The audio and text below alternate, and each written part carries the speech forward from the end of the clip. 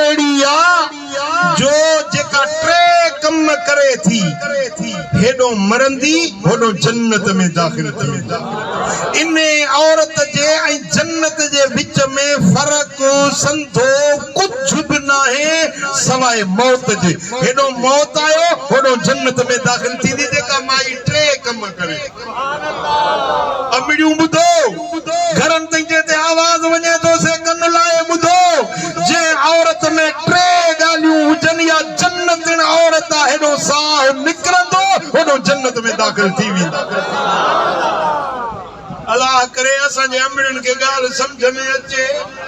ता भी याद करे वनो जन ते आवाज न पोतो आ तू भी वनी रात घरवारी के बुधाए जे त दिन भर से ही हदीस बुधाई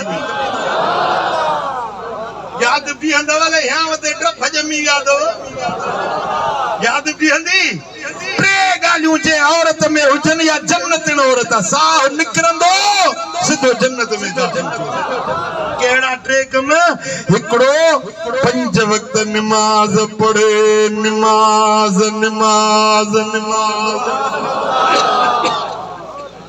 वह औरत जेका 5 वक्त नमाज पढ़ंदी आ ॿियो ॿी आदत या जो जेका पर्दो ऐं सतर कंदी आ धारियन मर्दन जे अॻियां पंहिंजो जिस्म ज़ाहिर न कंदी आ या पर्देदार न्याणी हेॾो मरंदी होॾो जन्नत में दाखिल थी 3 नंबर ते उहा औरत जेका पंहिंजे बदन खे पंहिंजे घर के पंहिंजे मुड़स जी अमानत समझे साल जो बदन उन जे मुड़स जी अमानत उन में ख़यानत न करे धारिय मर्द जे अॻियां पंहिंजो जिस्म ज़ाहिर न करे ऐं घर जूं सब शयूं मुड़स जी अमानत आहिनि मुड़स जे मोकल खां सवाइ टिशू पेपर आहिनि हिन जी का बि क़दुरु क़ीमत कान्हे ख़सीस शइ आहे पर जे मुड़स जी शइ आहे न त मुड़स जी मोकल खां सवाइ टिशू पेपर बि कंहिंखे न ॾिए ॾीए जी वट बि कंहिंखे न ॾिए सुईअ जो धाॻो बि कंहिंखे मुड़स जी मोकल खां सवाइ न ॾिए इहा जन्नत औरत आहे हेॾो साह निकिरंदो हेॾो जन्नत में दाखिल वरी ॿुधो भेरो ॾियांव सबक खे उहा औरत जेका 5 वक्त नमाज़ पढ़े